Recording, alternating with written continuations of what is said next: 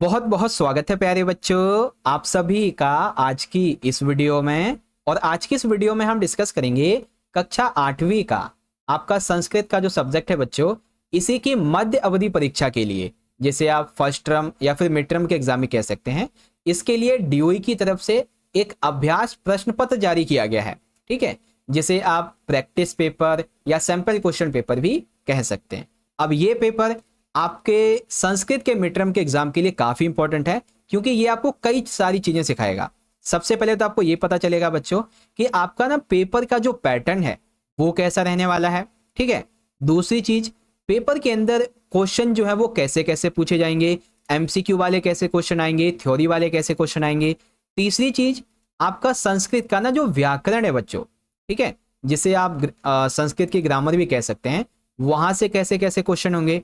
चौथी चीज, आपकी संस्कृत की जो किताब है वहां से ऐसे कौन से इंपॉर्टेंट क्वेश्चंस हैं जो एग्जाम में आते हैं, कौन से ऐसे टॉपिक्स हैं जो एग्जाम में आते हैं। और सबसे जरूरी चीज, पेपर जो है वो आपका इजी आने वाला है, हार्ड आने वाला है, सब आपको पता चल जाएगा बच्चों। इसीलिए मैं कह रहा हूं कि आप सभी बच्चे वीडियो को एंड तक जरूर देखिएगा। ठीक है, तो चलो शुरू करते हैं। देखो बच्चों, संस्कृत का पेपर 2.5 घंटे का आएगा आपका, और इसका पूर्णांक रहेगा 60 अंक का। अब देखो बच्चों, पेपर में क्या है कि आपको सभी प्रश्न करने अनिवार्य हैं। ठीक है, प्रश्नों का जो उत्तर है आपको खंड और क्रम के अनुसार लिखना है। प्रश्न संख्या आपको जरूर लिखनी है। अब देखो, पेपर यानी कि प्रश्न पत्र में आपके 4 खंड होंगे। पहला खंड अपठित अवबोधनम का 8 नंबर का, जिसमें आपके 2 पैसेज होंगे। खंड खा, इसमें होगा आपका रचनात्मक कार्यम, जो आपका व्याकरण है ना, उसमें जो आपकी रचना वाला पार्ट है वहां से 12 नंबर के क्वेश्चन आएंगे। खंड गा, ये आपका जो व्याकरण है उससे 18 नंबर। बच्चों, व्याकरण और रचनात्मक कार्य ये टोटल मिला के आपका 30 नंबर का बनता है 60 में से। ठीक है, और खंड घा जो है ना, पठित अवबोधनम, यानी कि 22 नंबर का, जो आपकी किताब है वो 22 नंबर की आएगी बच्चों। ठीक है, तो व्याकरण और किताब आपकी कितनी 52 नंबर की आ रही है 60 में से। काफी इंपॉर्टेंट चीज है ये, तो आपको व्याकरण और किताब ये जरूर से अच्छे से पढ़नी है। ओके, अब जैसे यहाँ पे आपको मैं दिखाऊं कि हमारा पहला वाला खंड जो है अपठितांश अवबोधनम का 8 नंबर का है ये। तो पहला प्रश्न दिया गया है बच्चों, अधोलिखितम गद्यांशाम पठित्वा प्रदत्त प्रश्नानाम उत्तराणी संस्कृतेन लिखत। यानी कि आपको यहाँ पे देखो, ये एक पैसेज है आपका संस्कृत मीडियम में। ठीक है, आपको इस पैसेज को अच्छे से पढ़ना है, और फिर इसी पैसेज से संबंधित आपसे कुछ क्वेश्चन पूछे गए हैं। जैसे कि पहला क्वेश्चन है कि एक पद में उत्तर लिखना है, केवलम प्रश्न त्रयम। ठीक है, केवलम प्रश्न त्रयम, एक एक नंबर के 3 क्वेश्चन। जैसे कि कस्मिन जलाशय स्वल्पम जलवंतः भवन्ति। ठीक है, उसके अलावा ये और क्वेश्चन है, तो इनमें से आपको एक पद यानी कि एक लाइन में उत्तर लिखना है, 4 में से किन्हीं 3 का। तो 3 नंबर का तो ये हो गया आपका। ओके, फिर जो बा है, पूर्ण वाक्य में उत्तर लिखना है, केवलम प्रश्न एकम। ठीक है, 2 नंबर के 2 क्वेश्चन है, जिसमें से आपको कोई एक ही अटेम्प्ट यहां पर करना है, तो ये हो गया 5 नंबर। फिर है यथा निर्देशम उत्तरत केवल प्रश्न स्वयं। ठीक है, यानी कि आपको निर्देश के अनुसार लिखना है। जैसे कि मध्याह्ने छायाम इच्छान्ति, तो इस वाक्य में क्रियापद कौन सा प्रयुक्त किया गया है वो आपको बताना है। ठीक है, 2 करने हैं आपको। हरितः वनस्पतः, तो इसमें जो विशेषण पद है वो कौन सा है ये आपको पहचानना है। सुलभम, सुलभम इति पदस्य किम विलोम पदम गद्यांशे प्रयुक्तम, तो सुलभ का कौन सा विलोम पद, विपरीतार्थ पद इसमें गद्यांश में यूज हुआ है। ठीक है, और 1 नंबर में आपको इसका शीर्षक लिखना है संस्कृत में। ठीक है, तो पहला प्रश्न आपका कुछ इस तरीके का आएगा प्यारे बच्चों, आगे समझ। चलो, अब देखो आता है आपका अगला खंड नंबर का रचनात्मक कार्यम 12 अंक का। ध्यान से देखो, इसमें दूसरा प्रश्न क्या कहता है, चित्रम दृष्ट्वा मंजूषता पदानी चित्वा चत्वार वाक्यानि लिखत।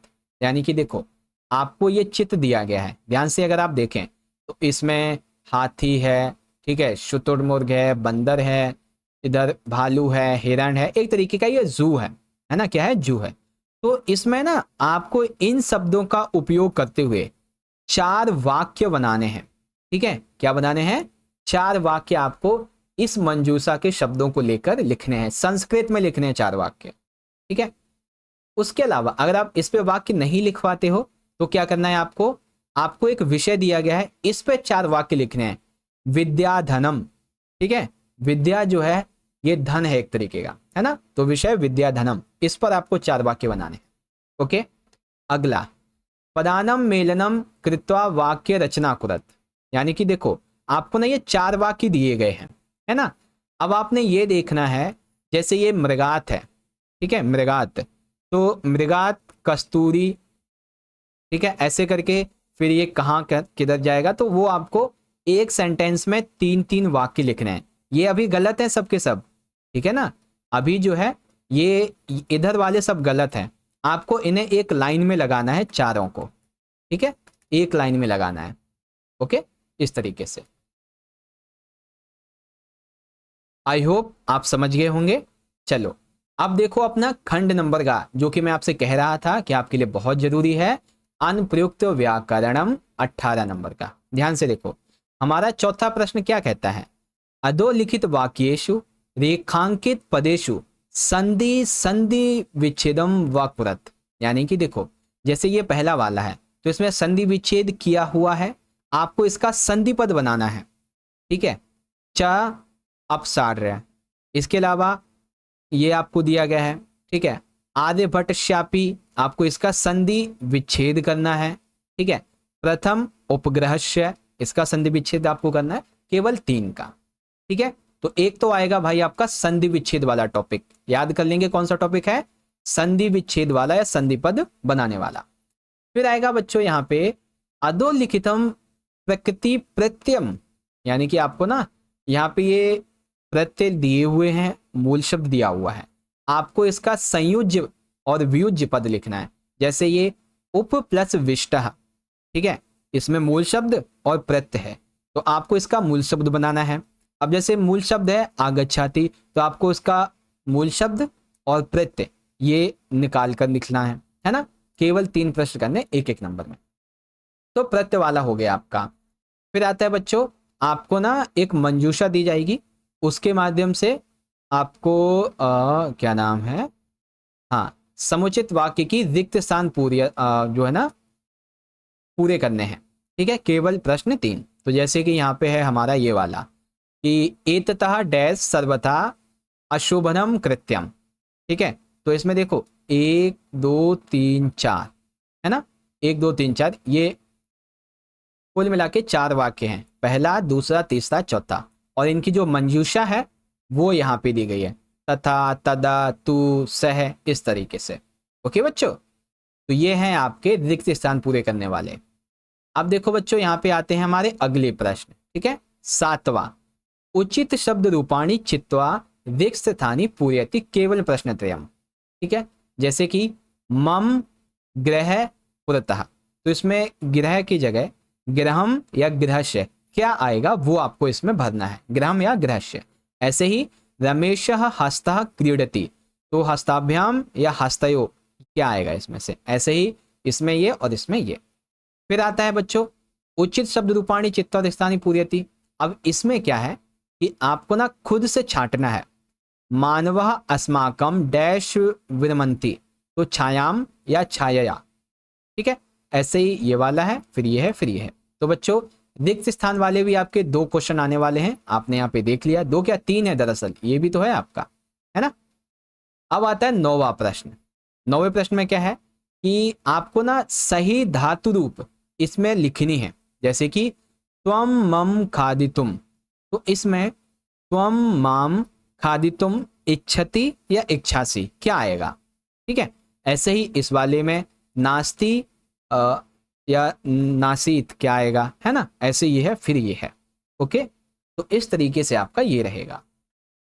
अब आता है बच्चों आपका अगला खंड, जो कि रहेगा हमारा खंड नंबर घ। लेकिन इससे पहले कि आपको मैं खंड घ करवाना शुरू करूं, एक चीज आपसे मैं पूछता हूं। देखो ये तो अभी आपको मैं आपका प्रैक्टिस पेपर बता रहा हूं, सैंपल क्वेश्चन पेपर बता रहा हूं डीओई वाला।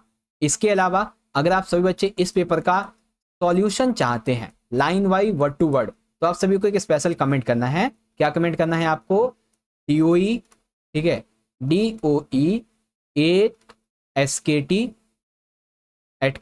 SKT sample paper solution need, इस तरीके से, ठीक है। SKT sample paper solution need DOE 8 class. Okay, वैसे तो हम सॉल्यूशन बना रहे हैं, काम कर रहे हैं, प्रोसेस में सॉल्यूशन, जैसे ही बनेगा आपको वीडियो मिल जाएगी। चलो अब शुरू करते हैं बच्चों। खंड नंबर घ पठित अवबोधनम 22 नंबर का आएगा। जैसे 10वां प्रश्न, अधोलिखितम गद्यांशा पठित्वा प्रश्नान उत्तरत। आपको गद्यांश को पढ़ के उत्तर देने हैं, 5 नंबर का ये आपका रहने वाला है। ओके, जैसे पहला ये एक पद में उत्तर देना है किसी एक प्रश्न का 1 नंबर में। जैसे किम नाम व्याध आशीत, तो व्याध का क्या नाम था बच्चों, ठीक है, ये रहा। व्याधा कुत्र जालम विस्त्रीय ग्रहम आगतवान, तो इसमें से क्या हो जाएगा बच्चों, वो आपको देखना है। फिर पूर्ण वाक्य में उत्तर लिखना है किसी एक का, तो पहला ये रहा, दूसरा आपका ये रहा। फिर किन्हीं 2 प्रश्नों का उत्तर आपको यहाँ पे लिखना है। देखो इसमें आपको विशेष्य पद इसमें से निकालना है कौन सा है। फिर ये जो है सायम, इसका विलोम पद कौन सा है। भो मानवा कल्याणम भवतु ते, इसमें क्रियापद कौन सा है, ये सब पहचानना है आपको, ठीक है। फिर बच्चों 11वां प्रश्न, ये आपकी जो कविताएं हैं ना, ठीक है, उससे लिया गया है। एक पद में उत्तर देना है, सदैव पुदितो किम निदेहि विनयमयानम कुत आरोहणम कर्तुम शक्यते। 1-1 नंबर के 2 हैं, एक का आंसर करना है, ठीक है। फिर यहाँ पे आपका ये वाला होता है, पुत्र ननु निजी निकेतनम कतु शक्यते पति के विस्मः प्रखरः शंति। और इसके अलावा इसमें आपको कोई 2 करने हैं, इसका विभक्ति क्या रहेगा, ठीक है, इसमें पर्याय पद कौन सा है और इसका विलोम पद कौन सा है, ये सब आपको छांटना है। ओके, और फिर आता है हमारा प्रश्न नंबर 12। ये आपके नाटक या फिर संवाद से लिया गया है। हाँ, संवाद है, शालिनी माला, शालिनी राकेश, शालिनी, तो ये क्या है बच्चों, ये आपका संवाद है। अब इस संवाद से देखो कैसे प्रश्न है, एक पद में उत्तर लिखने वाले।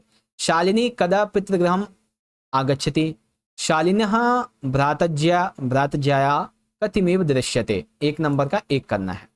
पूर्ण वाक्य में उत्तर लिखना है बच्चों, राकेशः शालिनीम किम उक्तवानः, शालिनी राकेशम किम उक्तवान, दोनों ने एक दूसरे से क्या कहा, ये लिखना है, ठीक है। फिर निर्देश अनुसार आपको इसमें से विभक्ति निकालनी है, इसमें से विशेषण पद निकालना है और इसमें से पर्याय पद निकालना है गद्यांश में जो है। अब आपको देखो, मंजूषा समुचितानि पदानि चित्वा अधोलिखित वाक्येषु अन्वय पूर्यते, क्या अन्वयम पूर्यत करने हैं आपको, ठीक है। तो ये आपको एक लाइन दी गई है, ये आपकी मंजूषा है और इस हिसाब से आपको एक अन्वय दिया गया है, आपको इस अन्वय को यहाँ पर पूरा करना है। ओके, तो कैसे अन्वय को पूरा करेंगे देख सकते हैं बच्चों। फिर आता है यहाँ पे आपका 14वां प्रश्न। आपको प्रश्न पत्रा के अनुसार आपकी जो पाठ्य पुस्तक है संस्कृत की, इसमें से आपको कोई 2 संस्कृत के वाक्य लिखने हैं, ठीक है। 2 संस्कृत के वाक्य 2-2 लाइन वाले आपको यहाँ पे लिखने हैं। वाक्य यानी कि श्लोक लिखने हैं आपको 2, श्लोक द्वयम यानी कि 2 श्लोक आपको यहाँ पे लिखने हैं, ठीक है। तो संस्कृत का पेपर यहाँ पे मैंने देखा है कि इस पेपर में एक चीज जो मुझे अच्छी लगी वो ये कि पेपर में क्वेश्चन जो है ना वो हर टाइप के पूछे गए हैं, हर एक तरह के क्वेश्चन आपके पूछे गए हैं, ठीक है। तो ये मुझे बात बहुत अच्छी लगी। इसके अलावा पेपर का जो लेवल है, अगर एक 8वीं के बच्चे की मैं बात करूं तो थोड़ा सा तो मुझे लग रहा है कि हाँ, अगर जिस भी बच्चे ने पूरे मिड टर्म से पहले कुछ भी नहीं पढ़ा होगा उसको तो भाई कुछ समझ नहीं आएगा। जिसने अपना सिलेबस कर रखा होगा अच्छे से उसको तो अब बहुत आसान लगेगा, है ना। तो ये डिपेंड करता है आपके ऊपर कि आपने कितनी तैयारी कर रखी है। बाकी इसका सॉल्यूशन मैं बहुत जल्दी लेकर आऊंगा बच्चों, जैसे ही हमारे पास में इसके सॉल्यूशन बन के आ जाएगा, ठीक है, बहुत जल्दी सॉल्यूशन आ जाएगी। बाकी आप सभी को ये वीडियो कैसी लगी है, आप सभी अच्छे वीडियो को लाइक जरूर करें, कमेंट बॉक्स में जरूर बताएं आपको वीडियो कैसी लगी। सारे के सारे इस वीडियो को शेयर करें अपने सभी दोस्तों में, और सॉल्यूशन चाहते हैं तो कमेंट करें। बाकी चैनल पर पहली बार आ गए हैं और ऐसी वीडियोज और पाना चाहते हैं तो चैनल को सब्सक्राइब करके बेल नोटिफिकेशन को ऑल पे जरूर सेट करना है, ऐसे ही और भी वीडियोस को पाने के लिए। मिलते हैं आपसे अगली वीडियो में, तब तक के लिए पढ़ते रहिए, अपना ख्याल रखिए। बहुत बहुत धन्यवाद। जय हिंद, जय भारत, वंदे मातरम।